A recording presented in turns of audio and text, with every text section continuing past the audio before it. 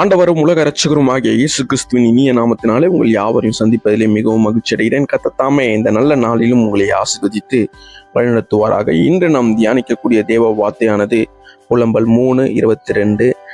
நாம் நிர்மூலமாகாதிருக்கிறது கர்த்தருடைய கிருபையே, அவருடைய இரக்கங்களுக்கு முடிவில்லை.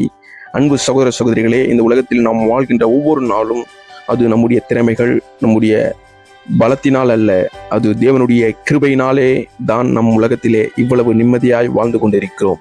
நிர்மூலமாகாது இருக்கிறது கர்த்தருடைய கிருபையே என்று இந்த வசனம் தெளிவாக சொல்கிறது. இன்று சமுதாயத்தில் பல சவால்கள் இருக்கிறது. அநீதிகள், பொய், சுயநலம், அன்பின்மை, சண்டைகள், இவையெல்லாம் மனிதனை மெதுவாக அழித்து கொண்டிருக்கிறது. ஆனால் தேவனுடைய கிருபை இன்று இந்த உலகத்தை தாங்கிக் கொண்டிருக்கிறது. நாம் யோசிக்க வேண்டியது, சமுதாயத்தில் ஒளியாக இருக்கிறோமா? நம் வாழ்க்கை மற்றவர்களுக்கு நன்மை செய்கிறோமா? நம்முடைய வார்த்தைகள் காயப்படுத்துகிறதா அல்லது குணமாக்குகிறதா என்பதை நாம் இந்த கால வேளையிலே சிந்திக்க வேண்டும். தேவன் தினமும் நமக்கு ஒரு புதிய இரக்கங்களை அளிக்கிறார். அதே போல நாமும் மற்றவர்களுக்கு இரக்கம் காட்ட வேண்டும். ஒரு நல்ல வார்த்தை, ஒரு உதவி, ஒரு மன்னிப்பு, இவை ஒரு மனிதனின் வாழ்க்கையை மாற்றும் சக்தியை கொண்டுள்ளது. இன்று நம் சமுதாயத்தில் தேவையானது பெரிய மாற்றம் அல்ல, சிறிய நல்ல செயல்களே இன்று நம் சமுதாயத்துக்கு தேவைப்படுகிறது.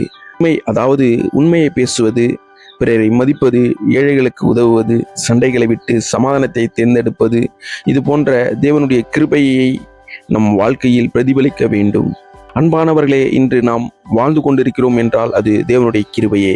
அந்த கிருபையை வீணாக்காமல் நம் வாழ்க்கையில் சமூகத்தில் ஆசீர்வாதத்திற்கு காரியங்களை செய்து நற்கிரியைகள் நம்மிடத்தில் வர வேண்டும். அவருடைய இரக்கங்களுக்கு முடிவில்லை. அது இன்று உங்களுக்கும் உங்கள் குடும்பத்திற்கும் அவர் இரக்கங்கள் முடிவில்லாதபடி உங்களை ஆசீர்வதித்து வழிநடத்துவாராக. God bless you.